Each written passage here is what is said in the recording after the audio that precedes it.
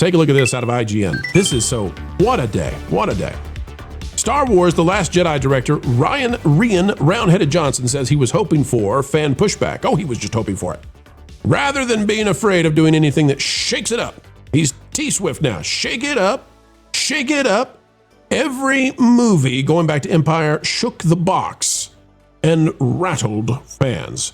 None of them, though, destroyed the franchise. Last Jedi did. Now, here's the question we're going to get into, and I want to read this to everybody. It's not just the film franchise. It's not just Disney Plus that round-headed Rian Johnson ruined. It's also huge swaths of theme park. And we'll have the receipts in just a second. Here's the article by Tom Phillips out of IGN. Rian Johnson, director of Star Wars The Last Jedi, has said he anticipated and welcomed the movie's polarizing response. This guy just can't get enough. Hey, Rian, where's your trilogy? And argued it would have been worse to create something afraid of shaking up the franchise.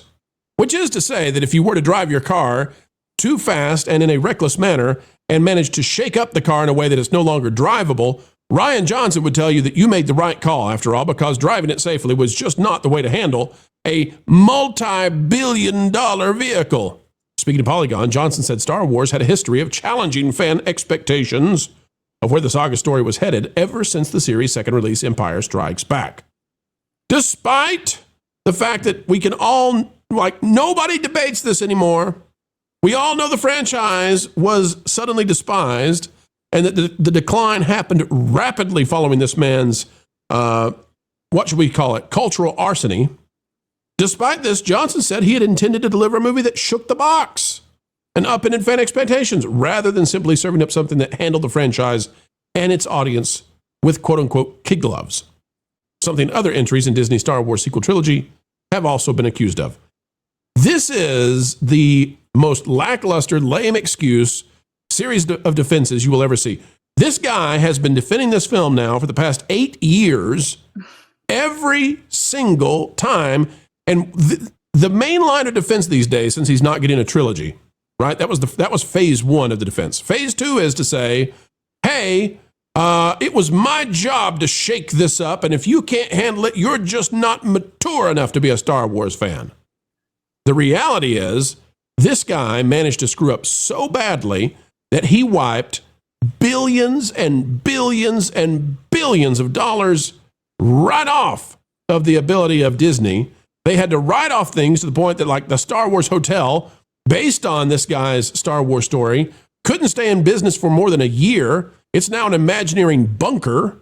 How bad is it? Well, you would think that Star Wars Galaxy's Edge would be so popular, so darn popular, Vash, that they could not keep people out. They would be flush with cash every single day. And yet, Vash, it turns out that round-headed Rian Johnson managed to be so unpopular with his Star Wars stuff, they even canceled Star Wars expansions in other theme parks because nobody wants it anymore. Vash, that's why this man has to go on a defense tour every single day. I think he will still be defending The Last Jedi when he's in assisted living, gulping down blue milk, melted Fruity Pebbles, because it's the only thing he can still do. Vash, how badly did this go, and how badly did it affect not just the film franchise, but the parks? Oh, the parks were heavily affected by this because very early on in the development process of Star Wars Galaxy's Edge, or Star Wars Land as it was known back then, it was decided that, well, let's not go ahead and theme everything to the Star Wars that people want to see. The Star Wars that people expect, the Star Wars that people are familiar with. Oh, no. Let's go ahead and theme everything that we are doing, this $1 billion land on each coast, by the way. We're going to go ahead and theme this to the sequel trilogy. And at the time, it wasn't that crazy of an idea, only because Star Wars The Force Awakens had been so successful. And then The Last Jedi came out. Well, by the time The Last Jedi is coming out, you're already too far in to Star Wars Galaxy's Edge at that point. You've already developed a lot of this land with the expectation that you're going to be able to capitalize on the success of the trilogy and future Star Wars projects that you could maybe incorporate into Star Wars Galaxy's Edge, or have Star Wars Galaxy's Edge incorporated in other works later on. And it was really devastating, because I think when a lot of people, when they visited Star Wars Galaxy's Edge for the first time, expecting a lot of what they were familiar with and didn't actually find it, the word got out. And for as ambitious as maybe Star Wars Galaxy's Edge was for the Imagineers, it just simply didn't translate, I think, to a wider general audience. And so people have a lot of issues with even Rise of the Resistance, but certainly Millennium Falcon Smuggler's Run. And again, it only opened with what 2 rides. And so it was like, okay, well, let's go ahead and develop a Star Wars Galaxy's Edge for Disneyland Paris. And originally, it was going to be the 3 lands that were going to be added to now what is known as Disney Adventure World. It was going to be Marvel's Avengers Campus, Frozen, and Star Wars. And then they dropped it. They did not go forward with it.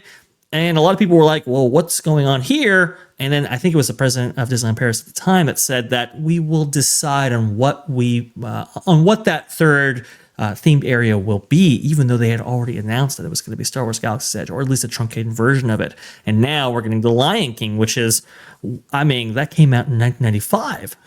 So it's like you bought this franchise for $4 billion, looking to generate as much success from it as possible in order to earn back your investment, and yet you're not even confident enough in the franchise to invest in it further in a place that really needs it, which is Disneyland Paris. Bash, I'll tell you how bad it is.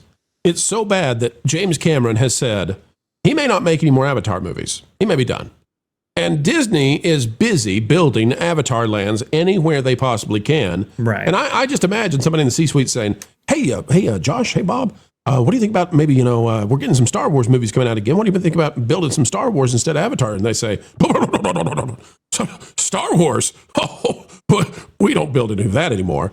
MJ, the reason is people go into Galaxy's Edge, and this has been the common refrain, it's based on The Last Jedi. A lot of people don't know that. This is a land that is based on The Last Jedi. It's supposed to happen just after the movie. And MJ, right. People go into this land and they come out and they say, that doesn't feel like Star Wars. I don't know what that is, but it feels like a third world. It doesn't feel like Star Wars to me. And that's Rian Johnson. That's this guy still defending it. I don't feel like I'm in Star Wars when I'm in Galaxy's Edge. What about you, MJ? What are these lands missing? What's the magic that's not there? Oh, I'm not sure if you want to ask me because I'm not the biggest Star Wars fan, and I don't want to say the wrong thing, but have I heard over and over again from friends that are Star Wars fans that it's underwhelming. It's not what it's supposed to be. Yeah. You just lightened up. You just turned on a light bulb in my head. I'm like, oh, I didn't know it was based off The Last Jedi. The version of that. Look at it on the screen, MJ. Look how bleak it is. Can I invert this just a little bit? MJ, when you're in Harry Potter land, how much are you immersed in Harry Potter land, and how do you know you're in a Harry Potter land? There you go. Okay, so because I'm a huge Potterhead fan, I'm totally immersed. They copied and brought everything from the films to that Diagon Alley and Hogsmeade. So and the music. Everywhere, everything, moments in your head. Whereas Star Wars land, there is only one moment where you get Star Wars music in Star Wars land.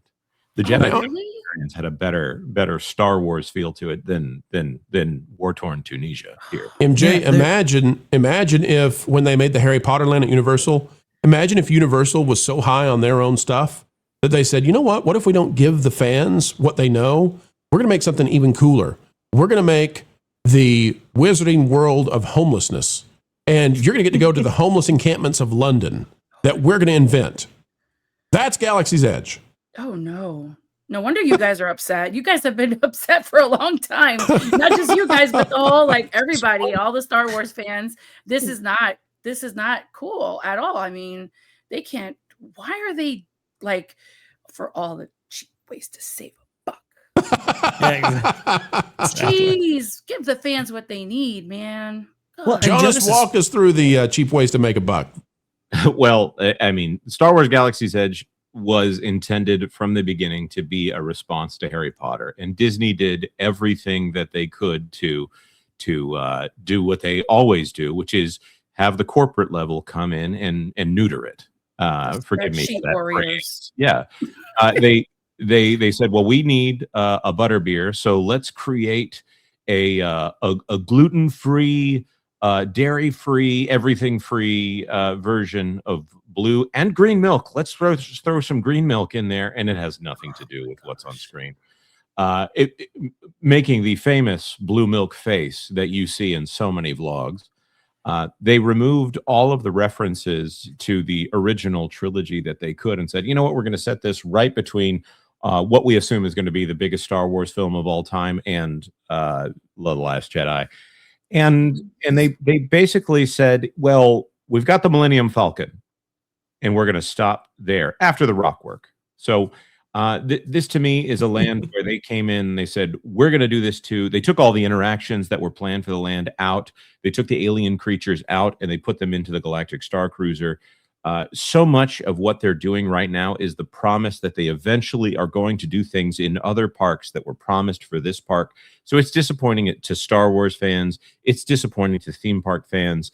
And it's really disappointing if you've been over to any of the Harry Potter lands, because the Harry Potter lands right now are the gold standard of theme park immersion. And Disney does not know how to do that anymore. And they got Scott Trowbridge in order to do what Universal had done with Harry Potter, because he was the lead on that project right there. And to screw this up so badly is kind of mind-blowing. We just covered a story going over the Katzenberg memo from 1991. I just want to go ahead and read one little thing from it. He said back in 1991, we must not fool with public's expectations. We must deliver on them. Wow.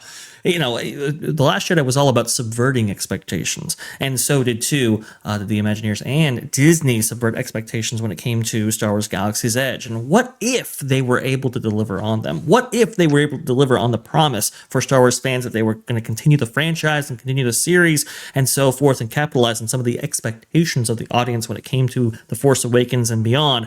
And when it came to Star Wars Galaxy's Edge, when you think about the billions that they could have raked in very, very easily, not just from the land, but the assortment of lands, merchandise, and also too Star Wars, the Galactic Star Cruiser, right?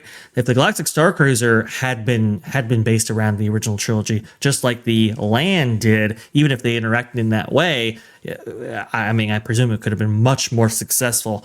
And unfortunately, we'll never know, and that's kind of the potential revenue loss that has been experienced here. And Vash, what if I told you that the reason that they screwed this up so badly is because Rian Johnson was involved in it? He wasn't just involved in The Last Jedi. Rian Johnson and Kiri Hart came in and told the Imagineers what they were going to do with this land that was going to be based on the mega hit Last Jedi. That's what they did here. And that's why, folks, that's why you still can't visit with R2-D2. You can't do a meet and greet with C-3PO. You can't say hi to Yoda. You can't go and hit your lightsaber against Darth Vader's. None of that allowed. No Anakin, because it was always all about round-handed Rian Johnson. Thanks for watching That Park Plays News. For more information, consider checking out www.thatparkplace.com. And don't forget to subscribe, share, like, and send this out on your favorite social media account.